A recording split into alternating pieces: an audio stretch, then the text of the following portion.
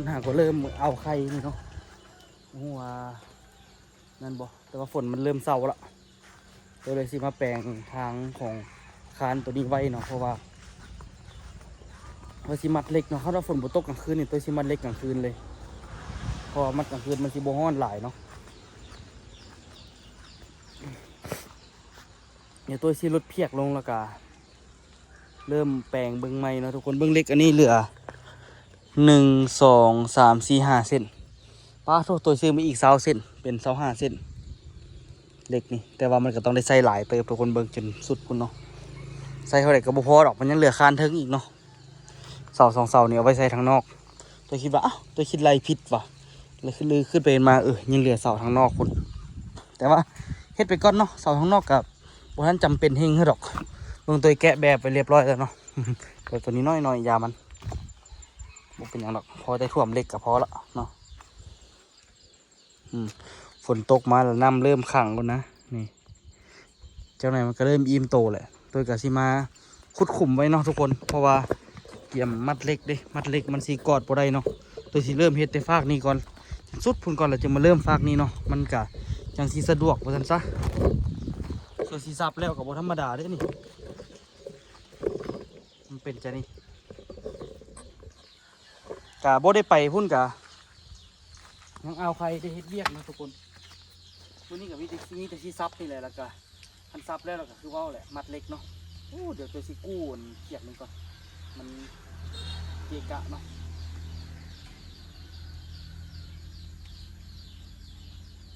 ฝนก็เริ่มตกแล้วต้นกล้วยต้นอย่างก็เริ่มซุ่มซื่นขึ้นว่าลายเพราะแบบมาบ่ได้เบิ่งข้างหลังบ่ได้ไปเบิ่งหลังบ้านโดนละ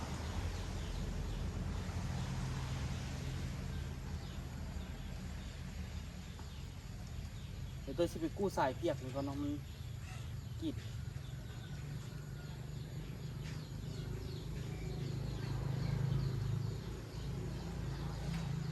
ก็สิซื้อใหม่มาใส่พอต้นตาลดิบ่ได้ซื้อใช่ไหมเงียบไป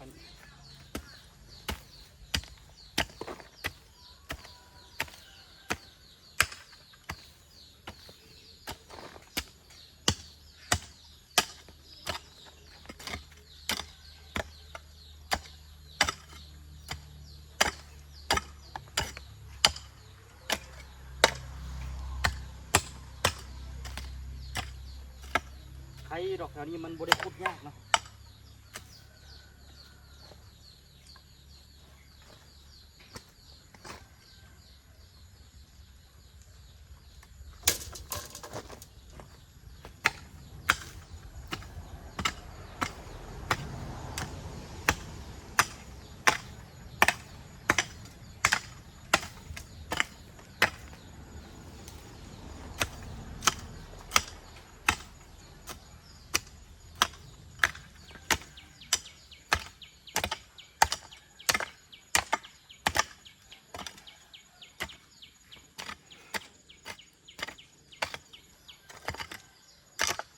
ประมาณนี้เนาะทุกคนแบ่งทางไว้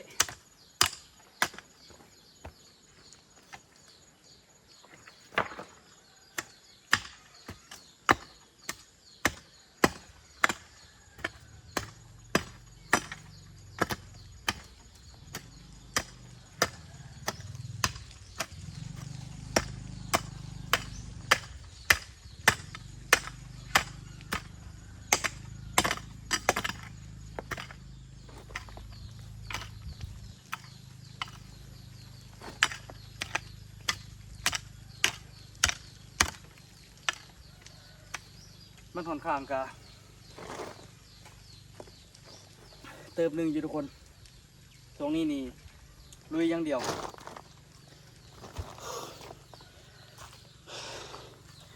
โซซีแล้วเนาะต้องได้แปลงอยู่นี่แหละเรื่อยๆแต่แถวนี้กะต้องได้แปลงขึ้นกันแหละแปลงเฮ็ดเป็นห้องบ่ไว้เนาะแต่ว่าเอาด้านนี้ก่อนคะแนนด้านนี้แล้วเนาะเฮ็ดประมาณนี้ก็ได้ละน้องบ่ต้องนี่อย่างหลายดอกช่วงนี้นี่เห็ดอันนี้อย่างเดียวเดี๋ยวไปแก้แบบอยู่ฝั่งนั่นมาก่อนทุกคนยาวเติบอยู่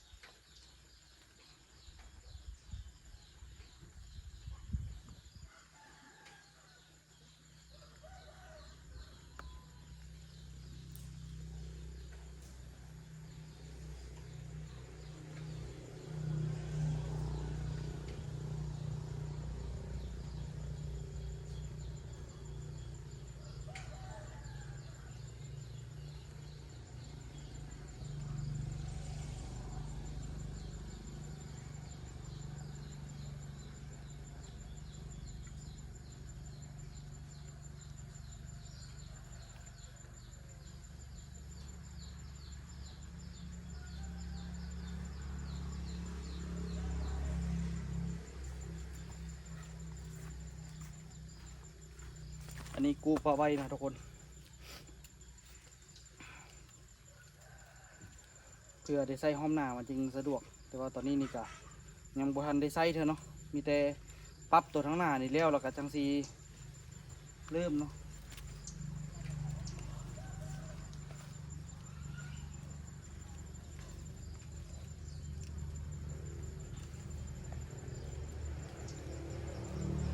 ปรับดินนี่แล้วก็โอ้มัดเล็กกระเติบนึงนี่แหละกว่าสิแล้วเนาะ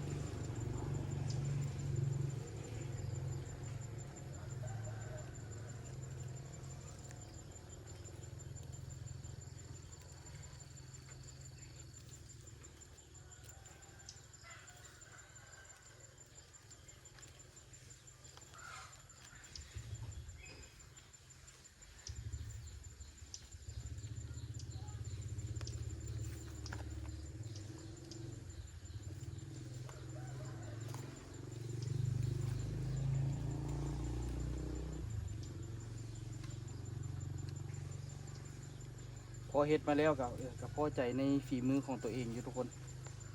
ถึงวันที่บ่ได้งามเลิศเลออย่างไรมันก็ช่วยประหยัดค่าแหงค่าอย่างประหยัดเงินเขาได้หลายทุกคนเซฟได้หลายอีเงินเขา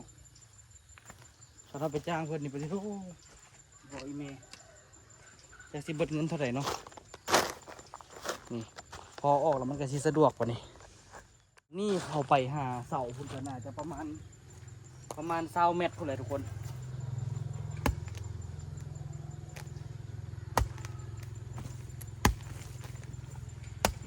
เดี๋ยวตัวจกมันดีกว่าปะจกน้อยบริใจเนาะคือกว่านี้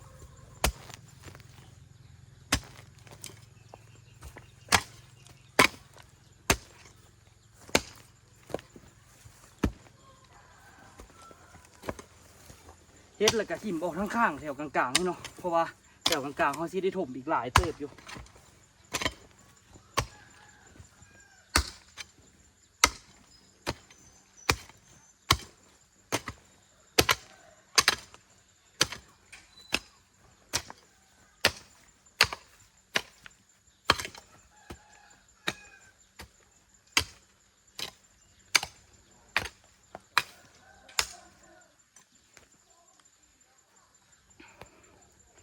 คานกับสีสูงไปตามระดับมันเนาะ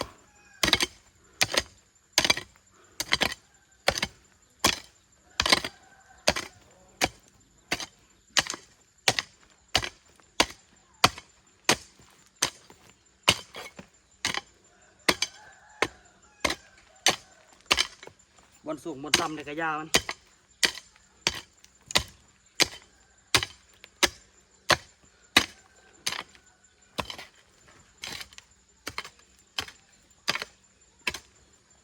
นี่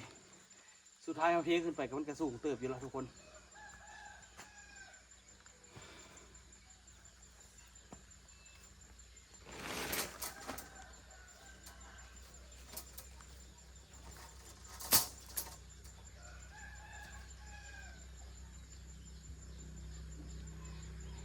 ไปยับเล็กดีกว่า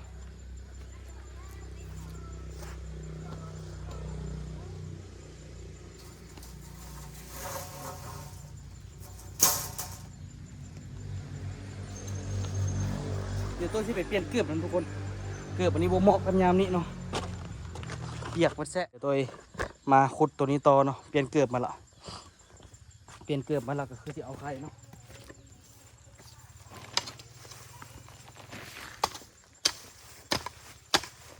ไข่ทุกคนแถวนี้มันซับง่ายบุคือทั้งนั้นเนาะขุดให้มันเป็นห้องทำไมได้ระดับซ้ำๆกันให้มันเอาไข่เนาะ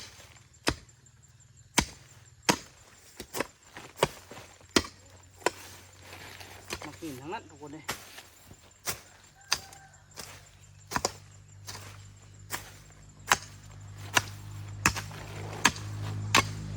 แถวนี้นี่อยากยากนิดนึงแต่ว่าแถวทั้งลูกบุญอยากง่ายนะทุกคน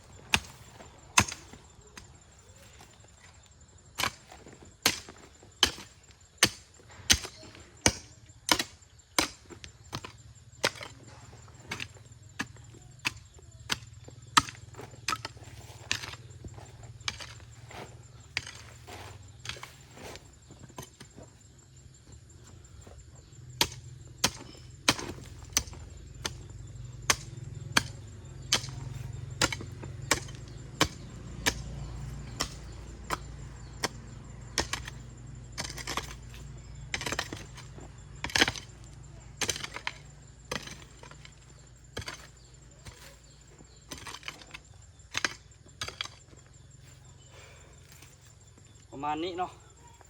ได้3 อันแล้วดิแป๊บเดียวหนึง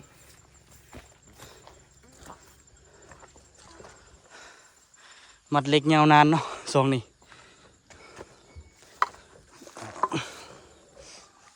แป๊บเดียวก็สิได้ระดับแล้วนี่ตัวนี้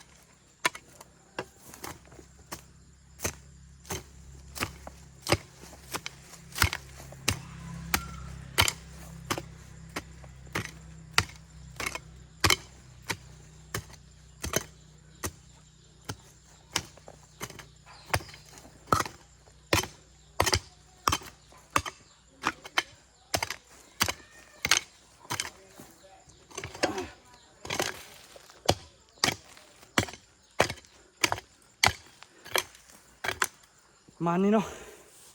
โอ้เมื่อย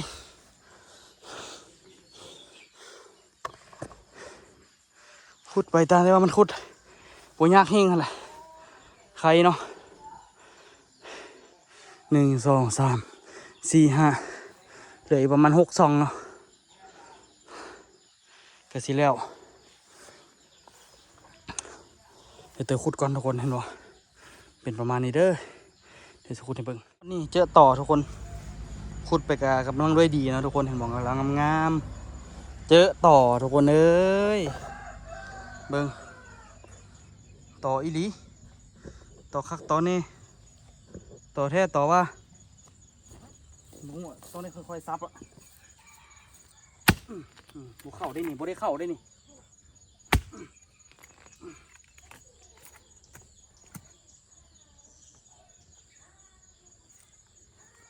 แต่มันก็ค่อยๆออกเท่าน้อยเนาะ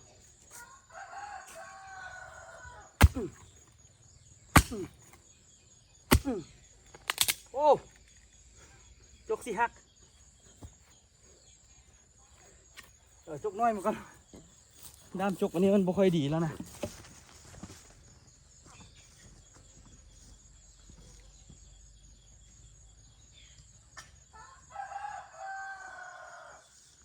ใจแท้ก็อยากได้ด้ามคักๆมาจากกันจกกับบ่ค่อยดีแล้วทุกคนเดี๋ยวค่อยๆเอาแก้มนี้ออกกันเนาะบ่ได้ไปที่เข่าเด้อมันเลยที่เข่าเด้อ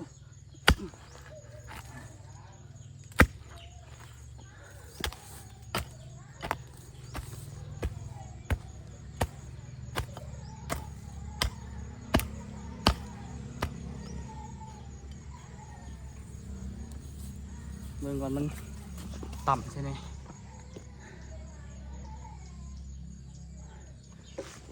ประมาณเดียวออกนี่ได้แล้วเนาะ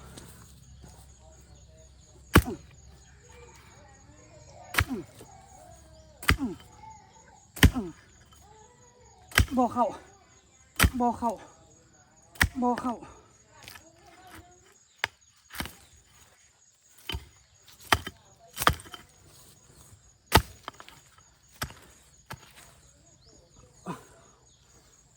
มันเป็นต่อน้อยแง่ทุกคน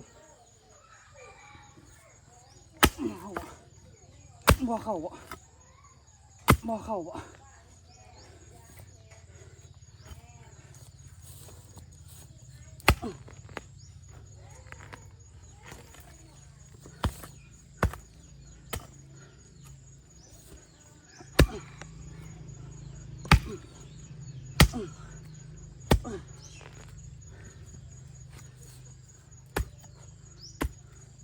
โอ้คนซับสิตายกันบ่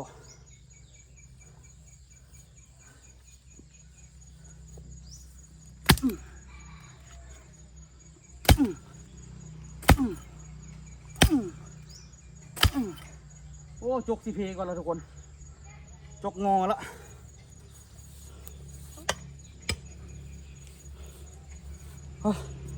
เดี๋ยวไปซอกมีดมาตอกก่อนต่อออกแล้วทุกคนแต่ว่าเสียจกไป2 อันเนาะอันนี้นี่ก็งอเห็นบ่ใส่บ่ได้ละอันนี้ก็ได้ต้องแปลงใหม่เนาะอันนี้นี่ก็หักละเรียบร้อยเบิ่งลองใส่อันนี้ซับมันก่อนมันสิออกบ่นี่ดามจกให้มาหาบอกยากนึงจักสิเอาไม้ใส่มาเฮ็ดได้อยู่เนาะ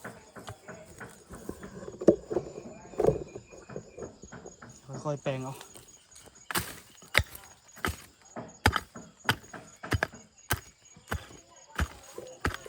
เมืองแถวนี้หากมันหลายจนซับบ่เข้าเนาะ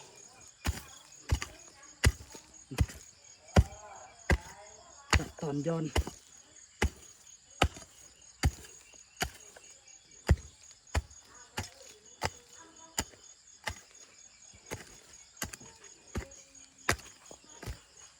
โอ้กว่าสิได้ตอนนี้ก็ขุดไปได้แปลงทางเรียบร้อยแล้วนะทุกคนเนาะก็คือทางคานนะทุกคนนี่ตอนนี้นี่ก็เอาเหล็กวางปอไว้แล้วก็มีแต่มัดนะทุกคนแต่ว่าขั้นตอนมัดเหล็กแหละขั้นตอนที่ตัวสร้างที่สุดเพราะว่ายังบ่ได้สั่งย้อนว่ามัดเหล็กเลยสั่งย้อนมันเจ็บก้นทุกคนเลยตัวย่านเป็นกระดูกทับเส้นย้อนมัดเหล็กนี่บ่แท้เลยเวลาตัวนั่งตัวพระเป็นคนตุ้ยเด้เป็นคนตุ้ยแหละวันนี้มันนั่งนะมันเจ็บนะทุกคน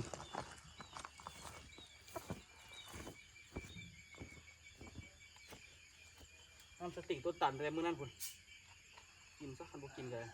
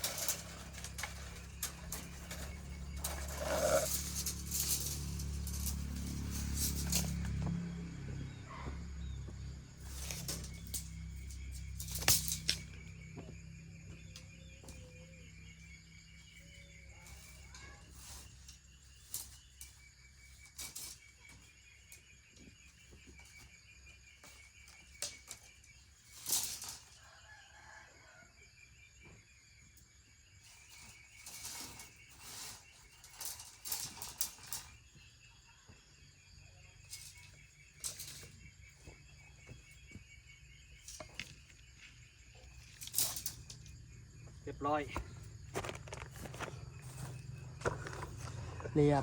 บ่บัดนี้เรียบร้อยบ่ใส่อีกกันนะ2 เส้นนี่ก็เกือบจำแล้วนี่ใส่อีก4 เส้นกันทางนี้เกือบจำละมีแต่ค่อยๆมัดไปนะทุกคนมันก็เป็นเวียกละเอียดอยู่แต่ว่ามันก็ใส่เวลานะทุกคนค่อยๆเฮ็ดเป็นเฮ็ดค่อยเป็นค่อยไปมันก็ได้มันหนักแล้วดอกทุกคนเนาะมันบ่มีอย่างเกินความพยายามของคนยิ่งพยายามสำเร็จมันก็ความสำเร็จมันก็มีให้เห็นอยู่ดอกแค่ยัน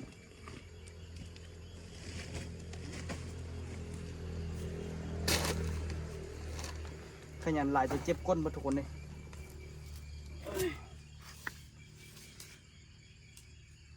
1 2 3 4 5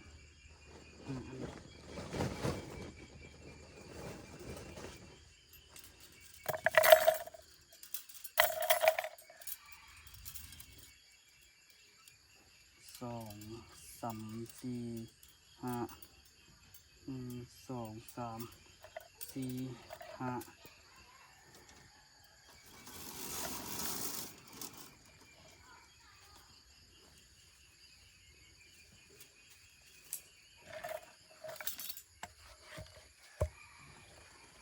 ค่อยๆดัดเล็กไปวันนี้โดยบอกเลยคันว่าโบแล้วนี่คือสิเอาโคมมาไต้แล้วก็ค่อยๆมัดไปมันก็ใส่เวลาอยู่แต่มันก็แล้วอยู่นะทุกคนคันเราพยายามดอกแต่ว่าเอาซีรีส์มาเบิ่งเนี่ยอันนั้นเนี่ยมันก็คือว่าไวอยู่เด้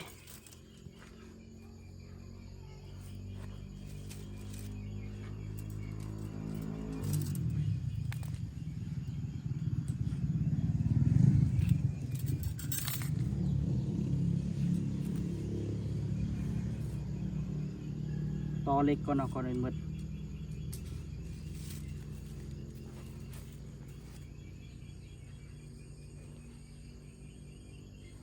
แม่นไผเคยสู้ปานนี้วะทุกคน ตัวก็ว่าตัวสู้นี่สู้เติบหนึ่งอยู่ก็เพื่อแบบว่าให้ประหยัดงบหลายๆเนาะอันเขาบ่เฮ็ดตอนนี้เขาก็เสียงบหลายอันไหนเขาก็เฮ็ดเองอันไหนเขาก็เฮ็ดเองอันไหนพอเฮ็ดได้เขาก็เฮ็ดเนาะอันไหนพอเขาเฮ็ดบ่ได้เขาก็จ้างเนาะ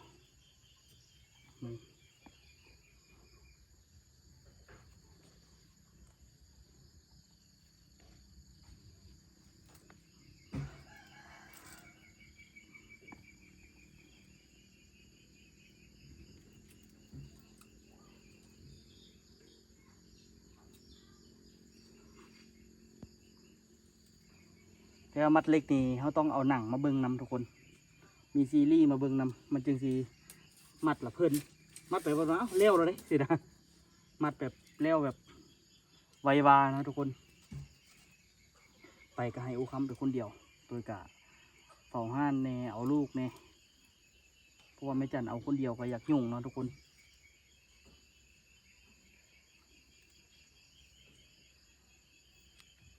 ไม่จันกับออโต้แน่เฝ้าห้านแน่บางทีเราก็เฮ็ดกินเนาะแต่ว่าตัวกะอิ่มตัวกะกินเนี่ยอาหารเก่า3 คาบแล้วทุกคนต้มไก่ตัวกะบ่ได้กินยากเฮงของคันสิวานะนี่อย่างกินก็กินไปเนาะบ่ได้ซีเรียสเฮงแต่ว่าขอแต่ว่าบ่ยากก็คือว่าขอแต่ว่าบ่เป็นป่าเฮงก็พอแล้วล่ะป่าก็ได้อยู่ดำคาบสินะแต่ว่าเป็นซีนนี่สิได้ทั้ง3 คาบเลย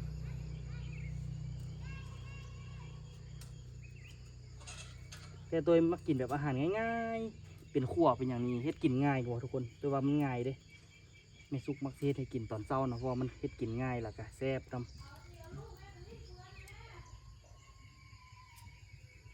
แต่อุคามมักกินอ้อกินป่นกินแกงมันเฮ็ดแล้วมันนานแล้วบ่แม่นหยังดอก